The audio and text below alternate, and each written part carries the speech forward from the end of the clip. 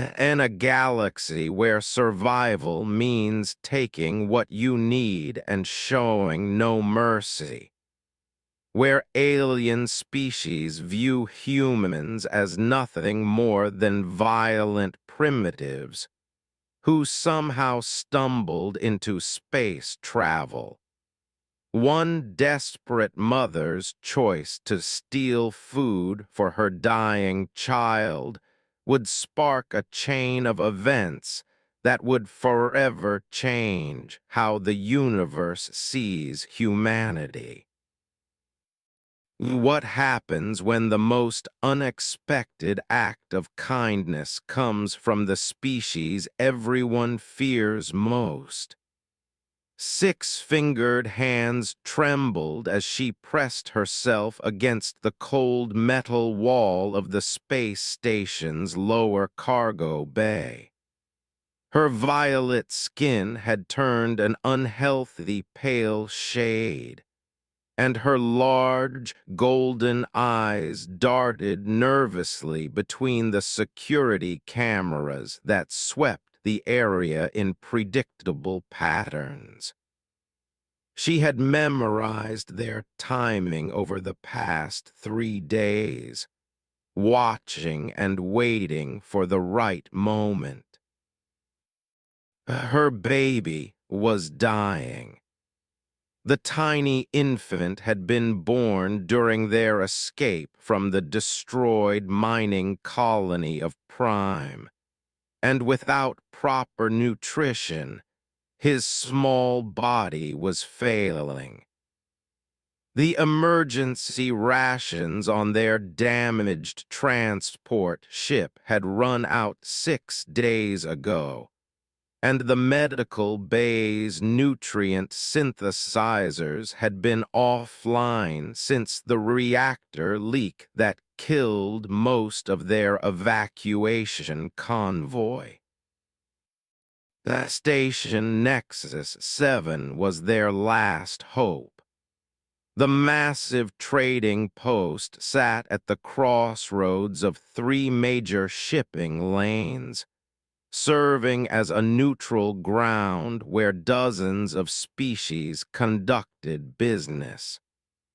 Somewhere in its vast storage bays was food that could save her child, but the station's admission fees and docking charges were far beyond what a refugee could afford. The station's administrators had made that perfectly clear when they heard her request for humanitarian aid. I clutched the small energy cutter she had salvaged from her ship's repair kit. It wasn't much of a weapon, but it could slice through the magnetic locks on the storage containers. All she needed was enough concentrated protein paste to last until they could reach the refugee camps in the outer territories. Just enough to keep alive for another 2 weeks. The security camera turned away, beginning its slow sweep toward the opposite end of the bay.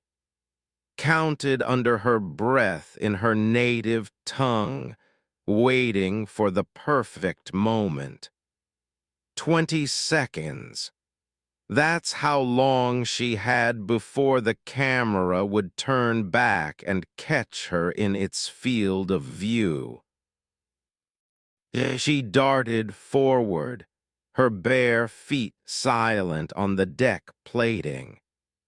The cargo containers rose around her like metal mountains, each one marked with shipping codes and species identification symbols.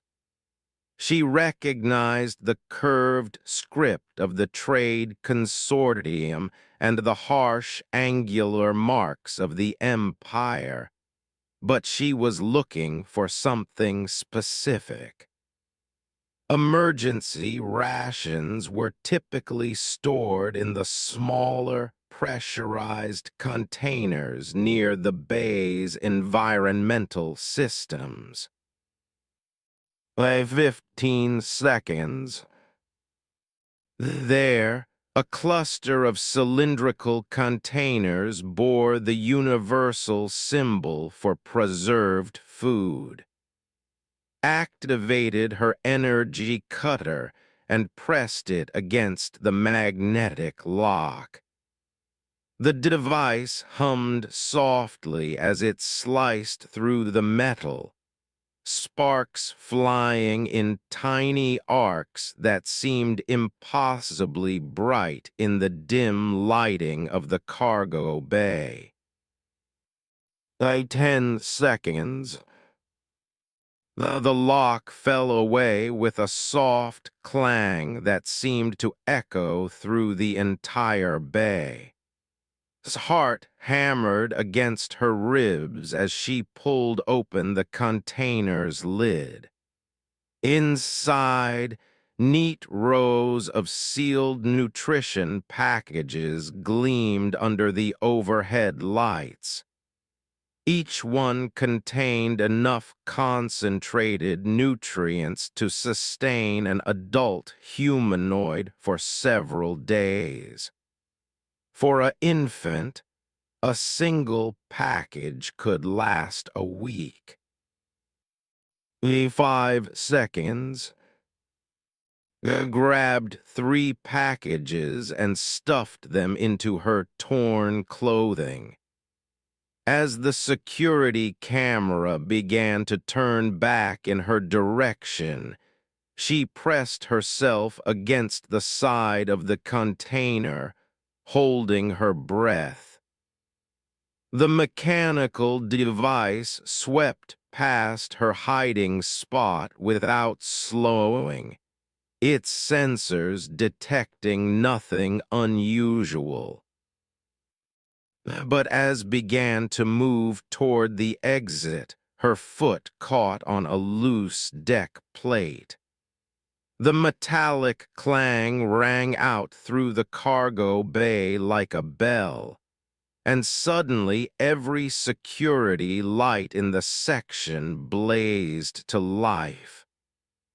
Alarms began to wail, their piercing tone cutting through the air like knives. The security breach in Cargo Bay 7, announced the station's artificial intelligence system. Unauthorized personnel detected. Security teams respond immediately. Ran. Her bare feet slapped against the deck as she sprinted toward the access tunnel that led back to the public areas of the station. Behind her, she could hear the heavy footsteps of security personnel entering the cargo bay, their voices shouting orders in standard galactic as they spread out to search for the intruder.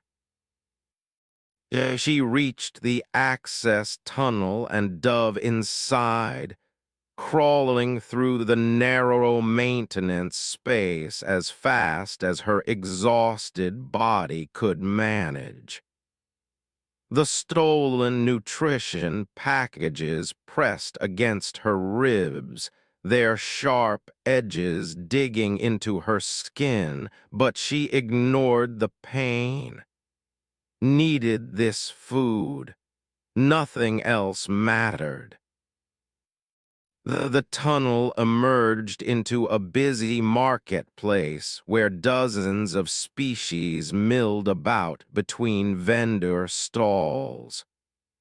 Tried to blend in with the crowd, pulling up the hood of her damaged cloak to hide her distinctive features. But her pale skin and the way she clutched at her side where the packages were hidden made her stand out like a beacon. There, someone shouted behind her. The blue-skinned one in the torn cloak looked back to see three security guards pushing through the crowd, their stun batons crackling with energy. The other beings in the marketplace scattered to avoid getting caught in the middle of a security chase, leaving exposed and alone in the center of the wide corridor. She turned and ran again, her lungs burning as she gasped for air. The main docking ring wasn't far, but it might as well have been on another planet. Her legs felt like they were made of lead, and dark spots danced at the edges of her vision. When had she last eaten? 3 days ago? 4? Time had become meaningless since had fallen ill. The corridor ahead split into 3 directions. Chose the middle path. Hopping it would lead her back to the docking bays where her damaged ship waited. But as she rounded a corner, she found herself facing a dead end. The corridor terminated at a massive airlock that led to the station's outer hull, and a sign in 12 different languages warned that opening it without proper authorization would result in immediate ejection into space. The security guards' voices grew closer. They had found her trail and would be here within moments. Pressed her back against the airlock and closed her eyes, thinking of tiny face and the way his breathing had become so shallow that she had to watch carefully to see his chest rise and fall. "I'm sorry, my little star," she whispered in. "I tried." The footsteps echoed from the corridor behind her, and opened her eyes to see the 3 security guards approaching with their weapons drawn. They moved with the confident swagger of beings who knew they had cornered their prey. "Female," the lead guard called out, his translator rendering his words in accented standard galactic. "You are under arrest for theft of station property. Surrender the stolen goods immediately and prepare for processing." As hands moved protectively to the packages hidden under her cloak. "Please," she said, her voice barely above a whisper. "My child is dying. I only took what I needed to." "Save your excuses for the magistrate," the guard interrupted.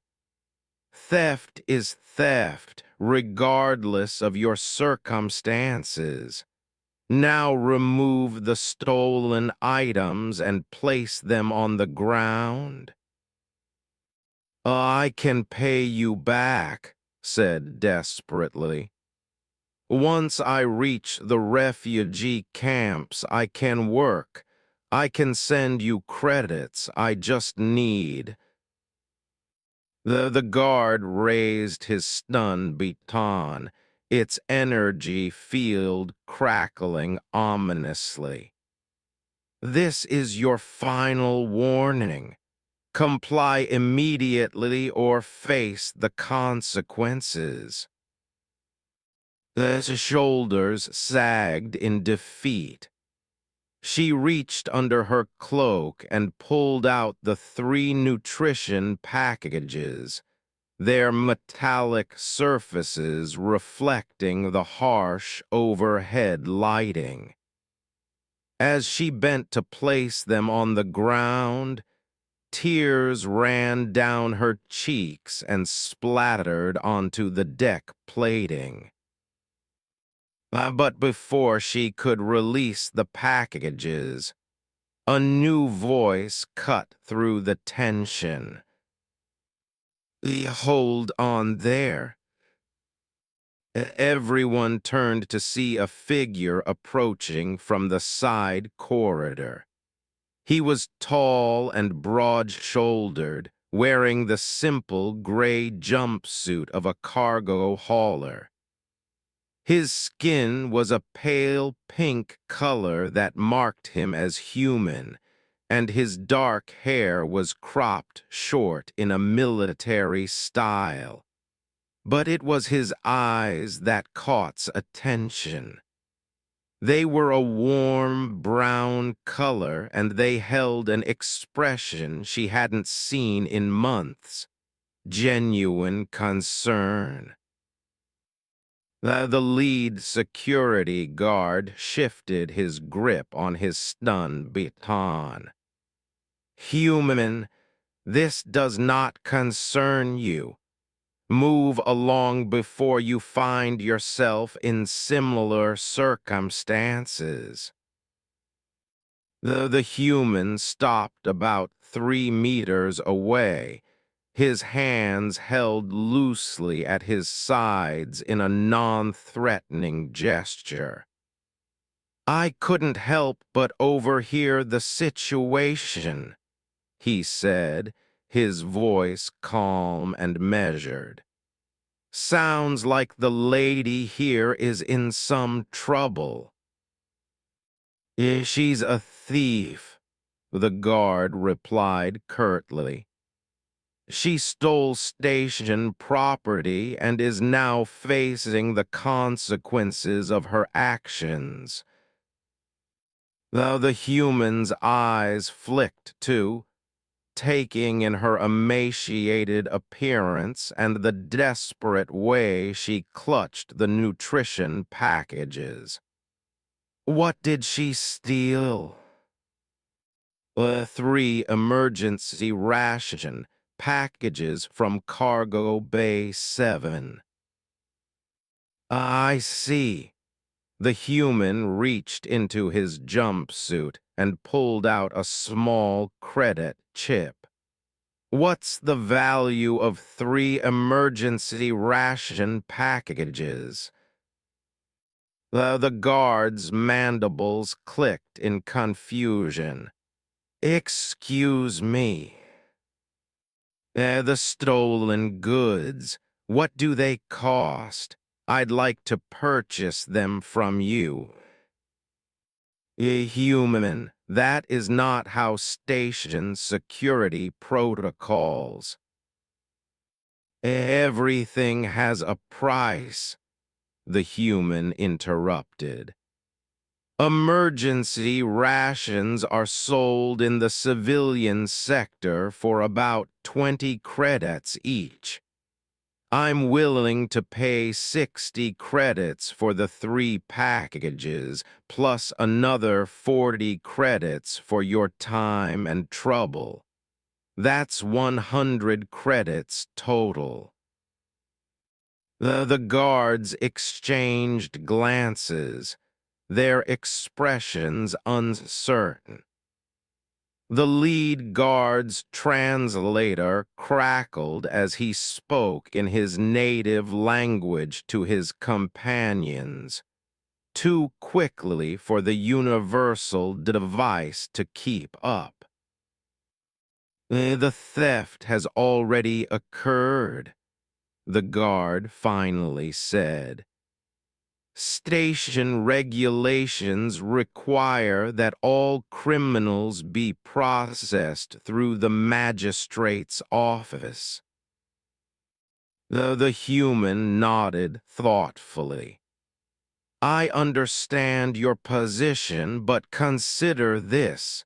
If I purchase the items right now, then technically no theft has taken place.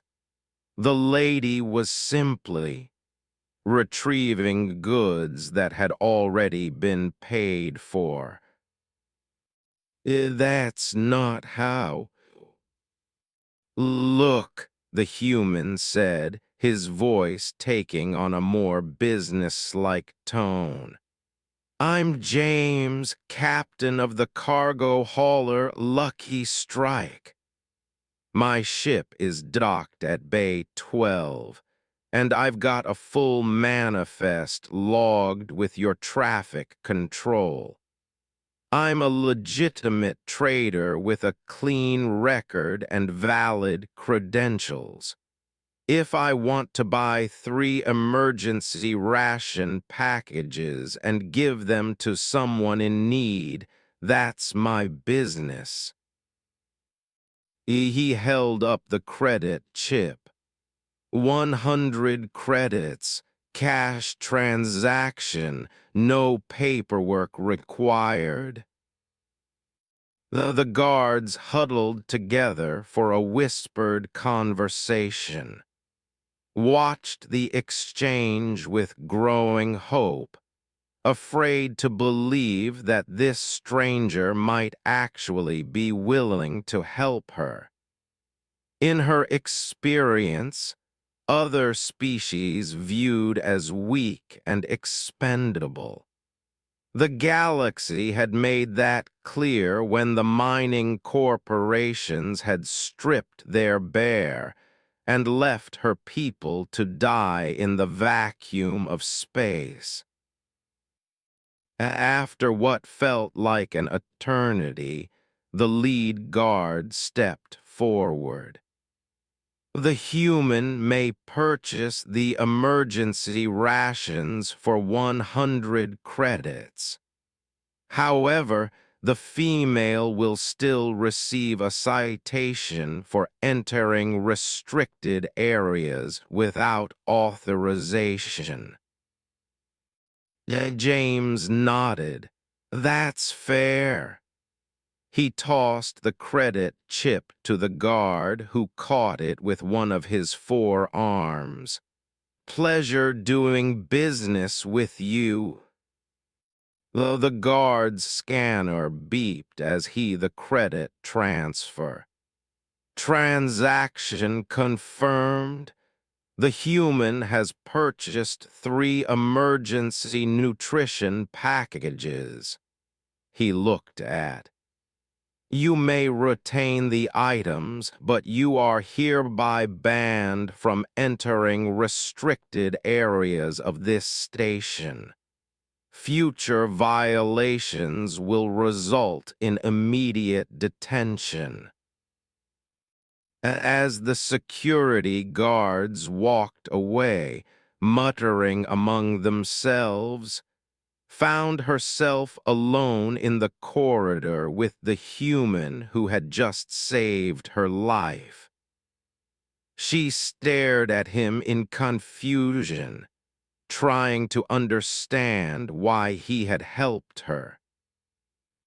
Thank you, she whispered, her voice hoarse with emotion. But why did you? James shrugged. You looked like you needed help. He paused, studying her gaunt features and the way she swayed slightly on her feet. When's the last time you ate? His mind struggled to process the question. Food had become such a distant concern compared to needs that she had almost forgotten her own hunger. I don't remember. Come on, James said, gesturing toward the corridor that led to the civilian areas of the station. "Let's get you something to eat." "I can't," protested. "I don't have any credits and my baby—" "Is your baby on your ship?" Nodded. "Then we'll go there first. Make sure the little one gets fed, and then we'll take care of you." James started walking, then paused when he realized wasn't following.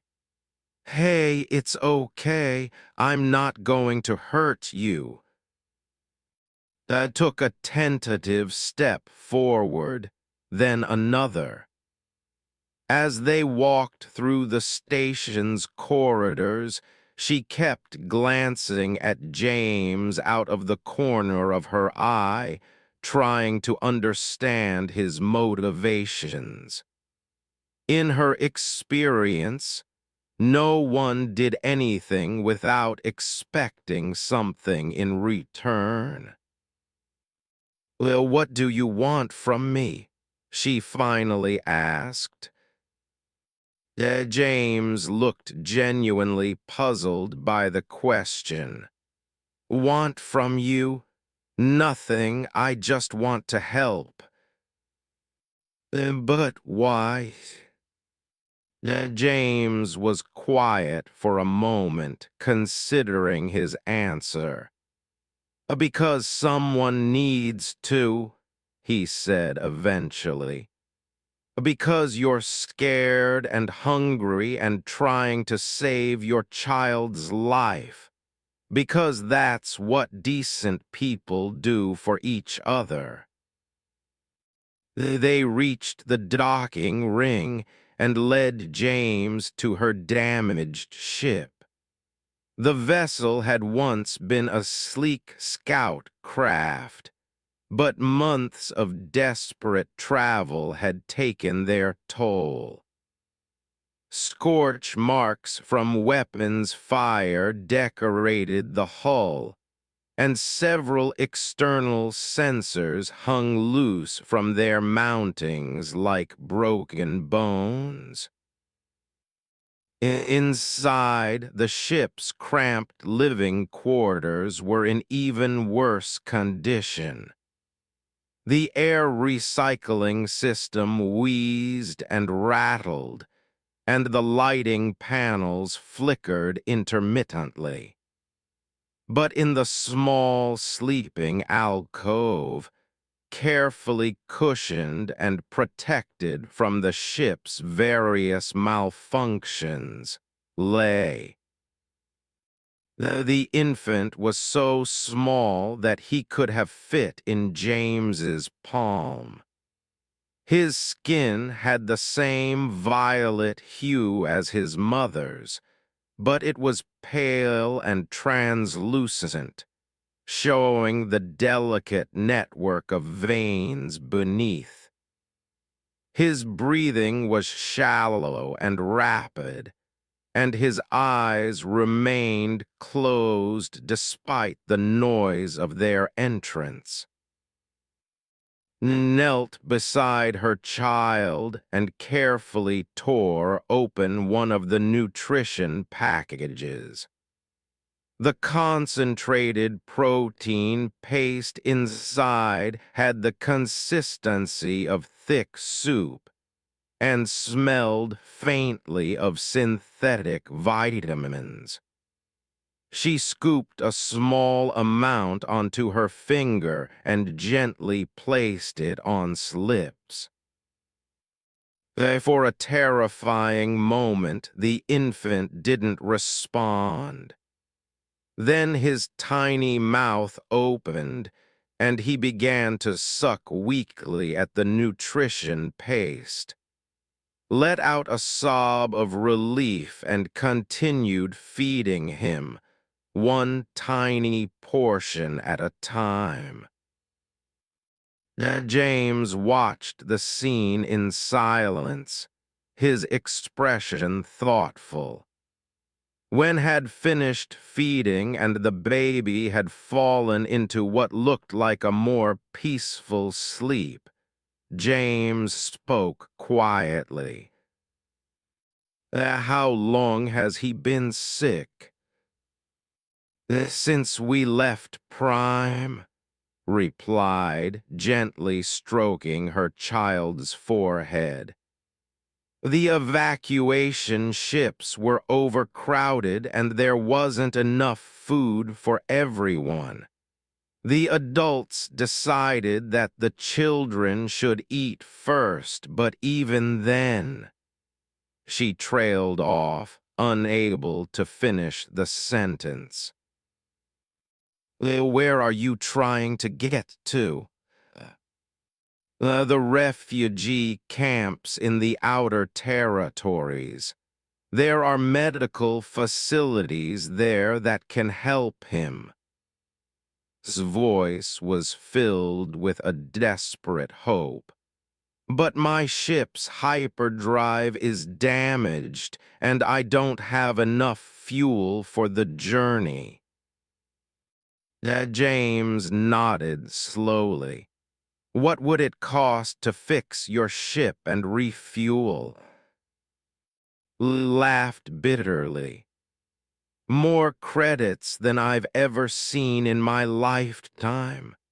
The parts alone would cost thousands," and stared at James in disbelief, her golden eyes wide with confusion and something that might have been hope. In the soft glow of her ship's emergency lighting, she could see the sincerity in his expression, but her mind struggled to accept what he was offering. You can't be serious," she whispered, glancing down at who was sleeping more peacefully than he had in days.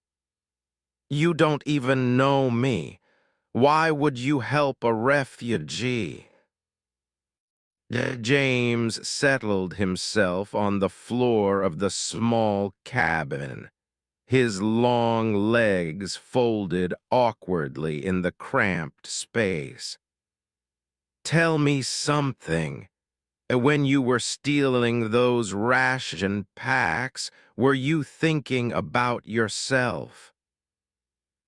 Of course not. I was thinking about—" She stopped, realizing where his question was leading. "You were thinking about your child, about someone who needed you." James leaned back against the bulkhead, his brown eyes serious. "That's the only reason that matters." She shook her head, still struggling to understand. "But humans are supposed to be violent, dangerous. Everyone says." "Everyone says a lot of things," James interrupted gently. "Most of it's probably true, to be honest. Humans can be violent. We've got a reputation for being aggressive, unpredictable, maybe a little crazy by galactic standards." He smiled slightly. "But we're also the species that'll share our last meal with a stranger or dive into a burning building to save someone we've never met. The other species don't see it that way." "No, they don't." James's expression grew more serious. "They see our warships and our weapons and our willingness to fight for what we believe in. They hear stories about human soldiers who won't retreat even when facing impossible odds. They know we've been in more armed conflicts in the past century than most species have in their entire recorded histories. He paused, watching tiny chest rise and fall. But they don't see the human medic who spent 3 days straight treating wounded civilians during the siege of Station, even though half of them were from species that consider humans to be primitive barbarians. They don't hear about the human cargo crews who risk their lives running supplies to disaster zones, or the human families who adopt orphaned children from a dozen different worlds. I found herself leaning forward, drawn in despite her caution. You speak as if you've seen these things personally. James nodded. I have. My ship runs humanitarian supplies as often as commercial cargo. It's not as profitable, but... He shrugged. Some things are more important than profit. Your crew won't object to helping us. My crew is me, James said with a slight smile. The Lucky Strike is a one-man operation, has been for 3 years now. That must be lonely. Sometimes. But it also means I can make decisions without having to argue with anyone about them. James stood up, moving carefully to avoid hitting his head on the low ceiling. Mind if I take a look at your hyperdrive? Hesitated for a moment, then led him to the ship's engine compartment. The damage was immediately apparent even to James's human eyes. The hyperdrive core was cracked in several places, and coolant fluid had leaked across most of the surrounding components. Burn marks on the bulkheads told the story of an overload that had probably saved their lives by forcing them to drop out of hyperspace before the entire drive assembly exploded. James let out a low whistle. This is going to need more than just spare parts. You need a complete hyperdrive overhaul. I know, said quietly. That's why I've been trying to find passage on another ship. But no one will take refugees without payment, and even if they would. She gestured toward the sleeping alcove where lay. He's too sick to travel in a cargo hold. James knelt beside the damaged drive core, running his hands over the fractured casing. Actually, this might not be as bad as it looks. The core itself is intact. It's just the containment housing that's cracked. And these coolant lines can be replaced.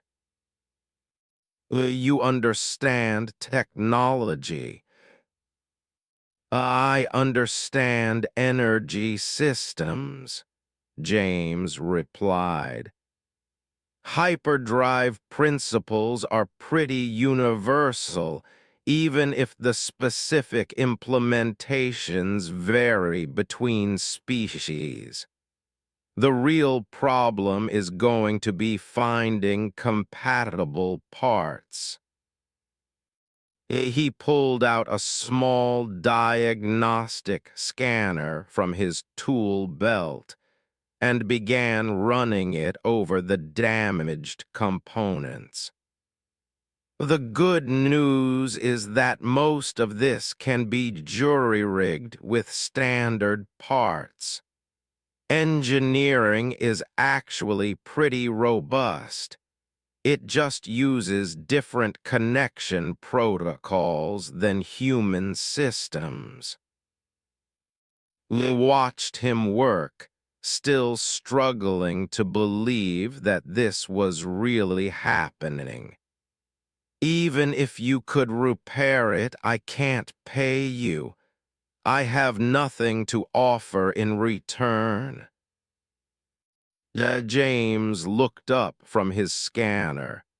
Who said anything about payment? Everyone expects payment. That's how the galaxy works. Maybe that's the problem with the galaxy, James said, returning his attention to the hyperdrive. Look, I've got a proposal for you. My cargo hold is mostly empty right now, and I was planning to head toward the outer territories anyway. Why don't you and come with me?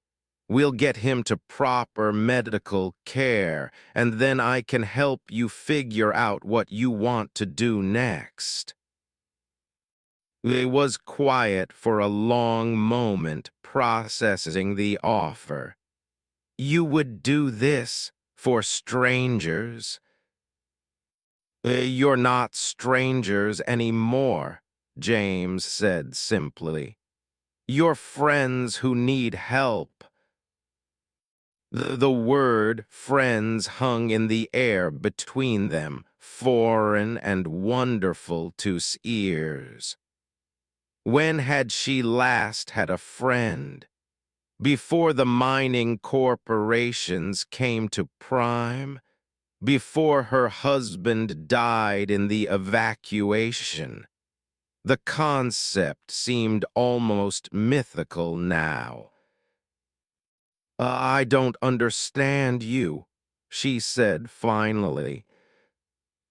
James finished his scan and stood up, wiping his hands on a maintenance rag.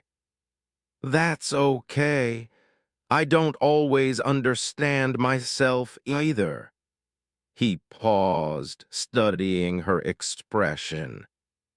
But here's what I do understand. You're a mother trying to save her child. That's something worth respecting, no matter what species you are. A soft chime from James's communication device interrupted the conversation. He touched the device and listened to a brief message in rapid standard galactic, his expression growing serious. A problem? Asked. Maybe. James frowned at his communicator. That was station traffic control.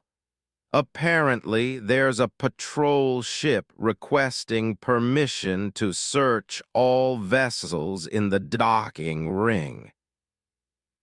His blood turned cold. The Empire had been the primary force behind the destruction of Prime, claiming that the mining colony had been harboring terrorists.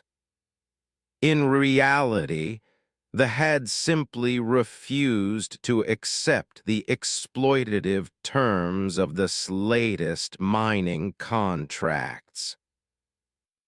They're looking for us, she whispered.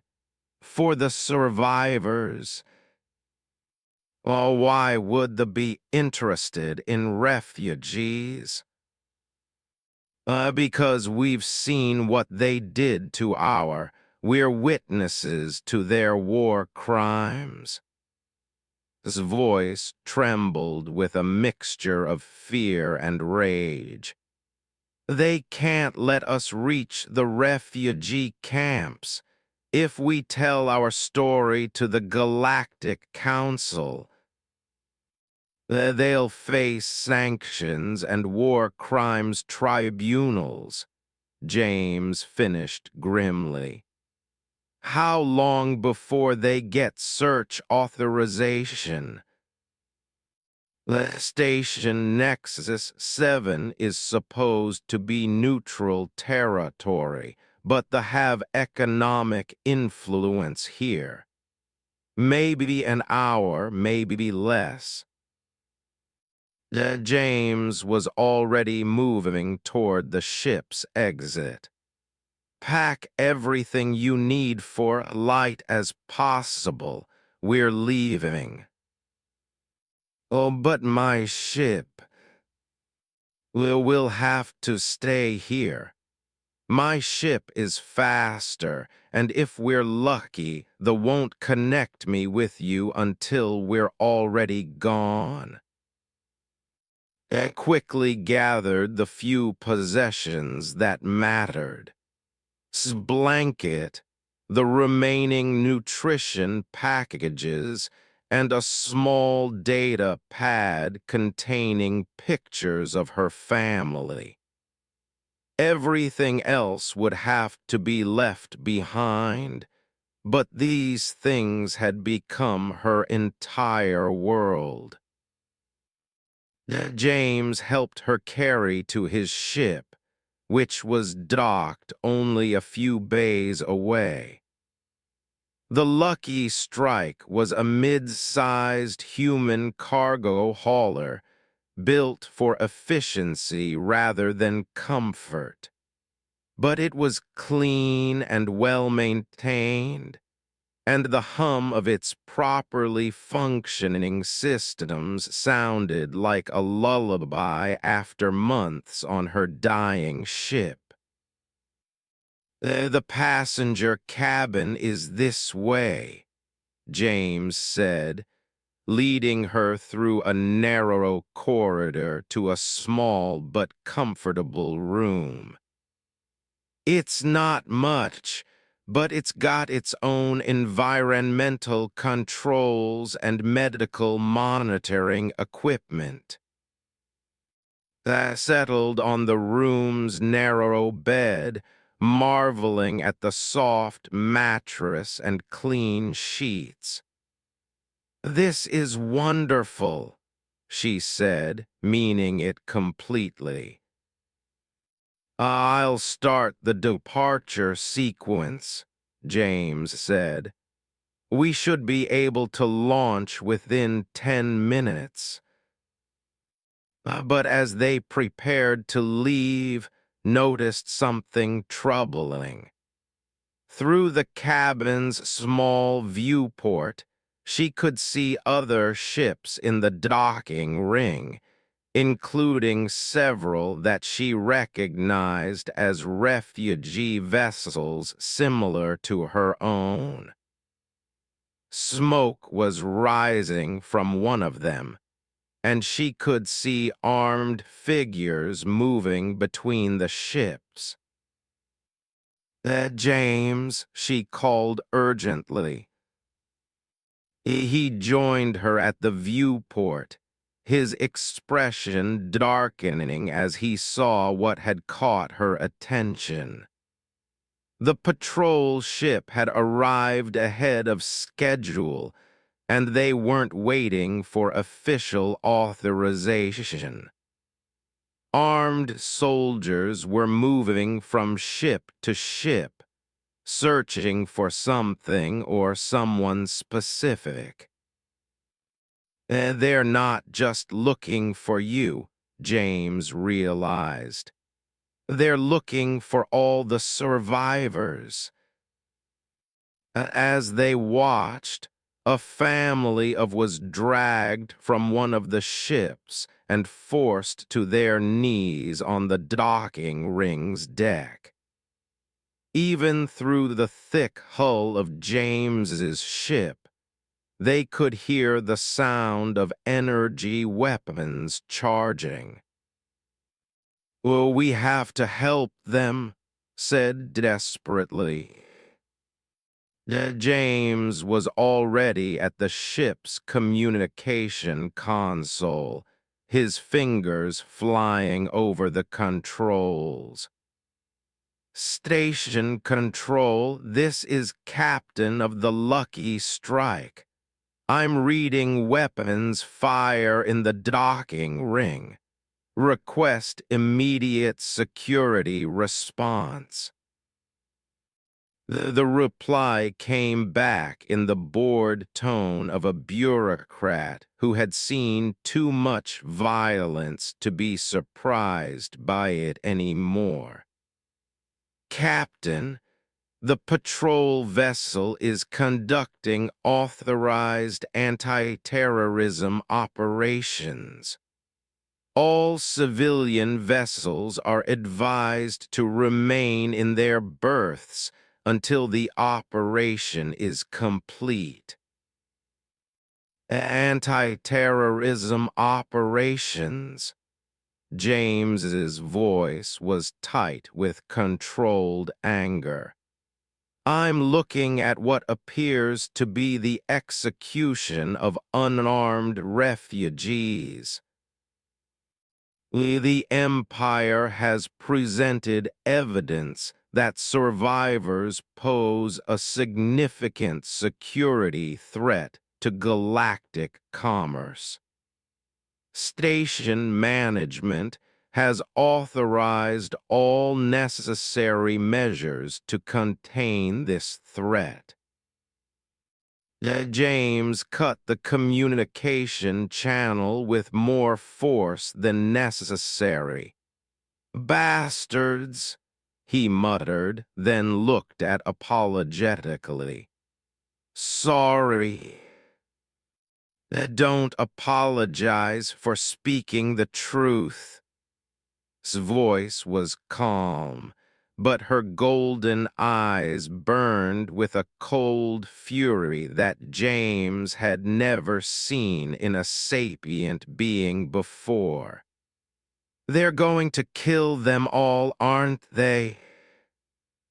"Not if I can help it." James moved to his pilot's station and began powering up the ship's systems. "How many other ships are in the docking ring?"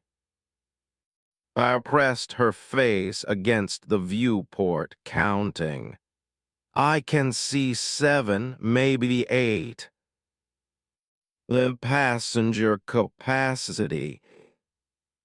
Each ship probably carries between 20 and 40 survivors, depending on how damaged they are." James did quick mental calculations. 200 refugees, maybe more. I can't take all of them, but I might be able to create enough of a distraction to let some of them escape. What are you planning?" "Something stupid," James admitted. "The Lucky Strike isn't a warship, but she's fast and she's got enough armor to take a few hits. If I can draw the patrol ship away from the docking ring." Understood immediately." "You'll be killed?" "Maybe. But if I can buy enough time for even a few ships to escape, it'll be worth it." No's voice was firm. "There has to be another way." "Like what?" It was quiet for a moment, thinking furiously. Then her expression brightened with sudden inspiration. The station's emergency protocols, every space station has them. But I'm not following. If there's a catastrophic system failure or a containment breach, all ships in the docking ring are automatically released and given priority departure clearance. It's a safety measure to prevent ships from being trapped if the station loses structural integrity. James nodded slowly. So if something were to happen to the station's main reactor, the automated systems would override any authority the might claim. Every ship would be free to leave. But causing a reactor malfunction would put the entire station at risk. Thousands of innocent people could die. She shook her head. Not a real malfunction, just something that looks like one to the automated systems. A false sensor reading, or a power fluctuation that triggers the emergency protocols. James studied her with new respect. You know how to do that? I was an engineer before, gestured vaguely, encompassing the destruction of her and everything that had followed. Before all this, technology is compatible with most standard station systems. It would be incredibly dangerous. If you're caught, they will probably kill you on the spot. They're going to kill me anyway, pointed out. At least this way other people might survive. James was quiet for a long moment, weighing the options. Through the viewport, they could see more soldiers moving through the docking ring. The sounds of weapons fire were becoming more frequent. The maintenance tunnels beneath Station Nexus 7 were a maze of pipes, conduits, and access panels that most beings preferred to forget existed. The air was thick with the smell of recycled atmosphere and industrial lubricants, and the constant hum of the station's massive systems created a background noise that made conversation difficult. I crawled through the narrow space with practiced efficiency, her engineers' training allowing her to navigate the technical landscape with confidence. Behind her, James followed less gracefully, his human frame not designed for the cramped confines of sized maintenance areas. The main reactor control junction should be just ahead, whispered, consulting the technical schematic displayed on her borrowed data pad. The station's emergency protocols are hardwired into the system, so they can't be by external commands. How long will we have once you trigger the false alarm? James asked quietly. The emergency departure protocol gives all ships 30 minutes to clear the docking ring before the station goes into full lockdown. But the patrol ship will realize what's happening long before that. They reached the control junction, a massive hub where dozens of data cables converged in a complex web of connections. The main reactor monitoring system was housed in a sealed panel marked with warning symbols in 12 different languages, all of them variations on the theme of "Do not touch unless you want to die horribly." Pulled out her modified diagnostic tool, the same energy cutter she had used to steal the nutrition packages, now reconfigured as a precision electronics interface. I need to create a cascading sensor failure that will make the monitoring system think there's a containment breach in the reactor core. Won't that cause a real evacuation? Panic. The station's AI will announce it as a drill, replied, carefully connecting her tool to the monitoring system's data stream. Emergency drills are common on stations this size. Most people will just be annoyed at the inconvenience. James nodded, but his expression remained worried. What about they'll know it's not a coincidence? That's why we need to be back on your ship before they figure it out.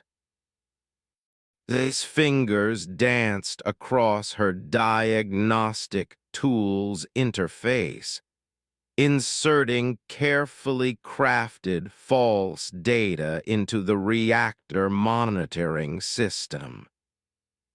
The process required precise timing and an intimate understanding of the system's protocols. But her years as an engineer on Prime had taught her to work with much more primitive equipment under far worse conditions. A soft chime indicated that the false data had been accepted by the monitoring system. Held her breath as she watched the cascade begin, false alarms spreading through the station's network like a virus. Temperature sensors reported impossible heat spikes. Pressure monitors detected non-existent containment failures, and radiation detectors began screaming about levels that would have turned the entire station into radioactive vapor. Done, she whispered, disconnecting her tool from the system. We have maybe 5 minutes before.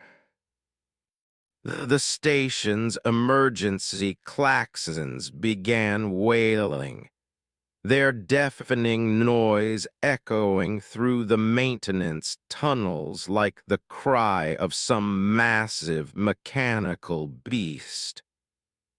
Red warning lights bathed everything in an ominous glow.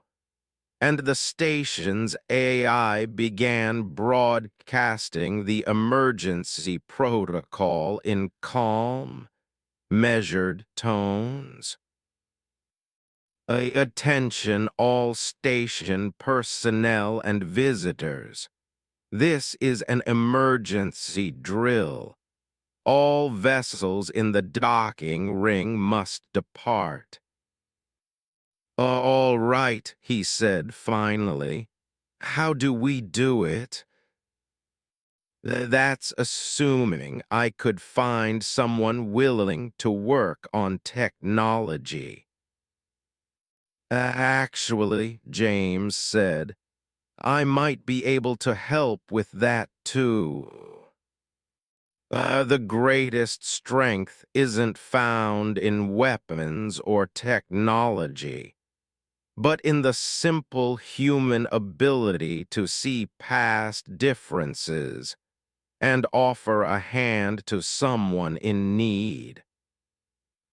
This is the story of how one human's compassion became the catalyst that transformed an entire civilization's understanding of what it truly means to be strong.